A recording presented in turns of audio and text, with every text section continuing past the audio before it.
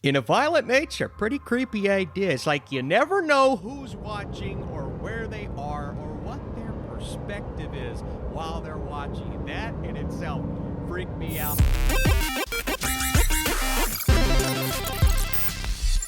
What's up, Flick fans? Welcome back to the channel. Have you ever wondered what it looks like from the killer's perspective? That's what In a Violent Nature is. It comes to Shudder soon, but right now it's in theaters.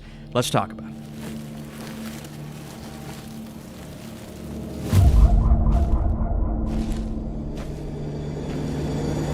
So when a locket is removed from a collapsed fire tower in the woods that entombs the rotting corpse of Johnny, a vengeful spirit spurred by a horrific 60-year-old crime, his body is resurrected and becomes hellbent on retrieving it. This movie is, of course, well, a mature movie. I can't find an official rating, but I'm going to assume R because there's blood and gore and violence and all of the things that you expect in a slasher movie, and some of the gnarliest kills I have ever seen in a slasher film. And when we get to those moments, if you're a fan of that gruesomeness, the blood, the horror, you get it, man. And those scenes were so effective. Story qualms aside, pacing issues aside, those moments were awesome. And so if that's what you're looking for in a 90-minute movie, you're going to get that.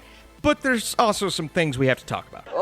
Let's start with the concept, the idea, the premise of seeing this entire story happen through the perspective of this creature, but really this person who's been dead for a long time. The body is resurrected, and there's a whole big backstory here, but it doesn't matter as much. You get bits and pieces of the backstory when we hear our characters talking from afar, but that's just the thing, right? You're seeing this movie through his perspective for the most part. There are some times where they take it and switch it up a little bit, and it's not exactly what the premise entails. So in that way, it's a little inconsistent, but most of the time, sometimes POV, you have that third-person perspective, and the way that the cinematography, the camera angles, I think most importantly, the camera angles are utilized here. You see how he would see his victims creeping from the shadows, or just sitting and listening for a period of time, and just the way that he operates. It's funny because you apply this to some other movies like a Jason, you're like, is that how Jason operated? He's just kind of walking aimlessly, but there are things here that seem specific and strategic that he is doing or not doing that allow him to not necessarily creep up or sneak up on people, but to approach them to where they don't really have time to think, and it's like, oh, we're gonna die, because he's gonna take his hook and he's just gonna stab me in the brain. Say what? Speaking of hook, there's a scene that hooked me and someone else.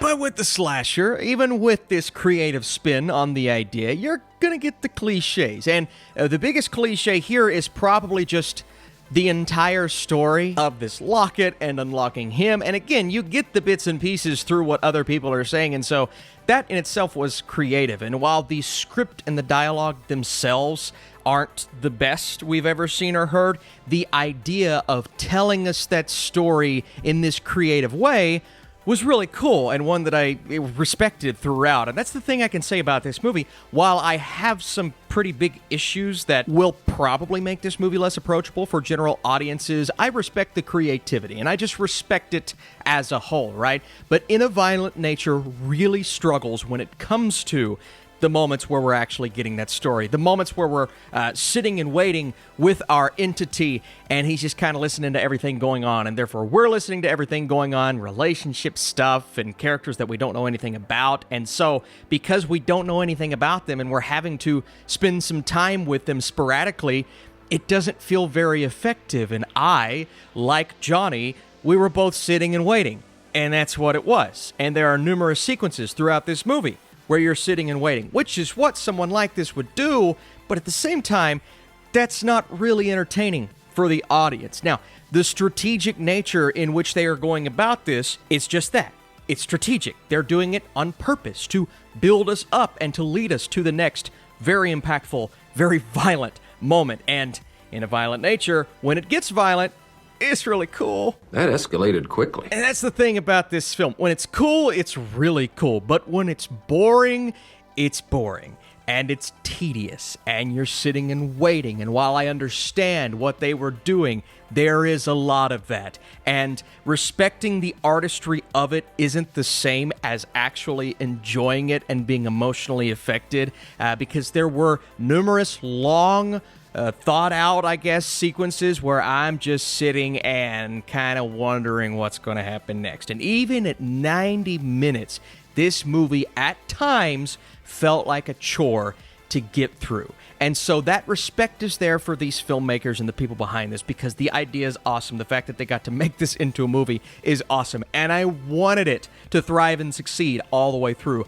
I just felt as if there were way too many moments where I was losing patience as a viewer, and I know a lot of audience members are going to feel the same way, even with the praise that this film is getting across the board. Critically, liar! I think I may be on the side of some viewers with this, but here's the thing, right? Normally I like these very artistic and tedious types of movie that feature a slower build-up, but when you get into the actual dialogue being said and the script itself, and so when a character's going on about, hey, we gotta get out of here, the killer's probably somewhere, or they're just having a little conversation about a relationship, it's just, I wasn't really feeling any of these performances. Honestly, I mean, Johnny, this guy's the best actor. He did what he had to do. Here's Johnny! The sound design of just him walking through the woods is spectacular, so the attention to detail there was amazing. I do wish the script maybe enhanced the experience just a bit more, but before I give you my score for In a Violent Nature, let me know which side of the fence that you're on. I'm more towards the middle. I guess I'd love to know your thoughts down below, and if you enjoyed this review,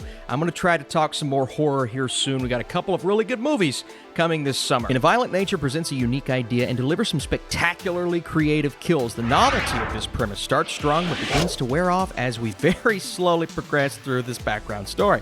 The camera angles and cinematography keep it somewhat fresh, but the repetitive nature of this idea feels like a bit of a chore to get through by the end, and so that's where I fall on this one. Definitely wanted to enjoy it more, but I need to know what you think, and I need to know what you guys think of our new podcast, Movie Mode, man. We're one episode in. We're going to talk a little bit about In a Violent Nature this weekend, but the premise of this episode is the ranking of the 4 Hollywood Chris's. So if you all enjoy podcasts, any platform out there, and our YouTube channel, go check us out, and Monday, episode 2 will be dropping. Thanks so much for your support. I'll see you soon.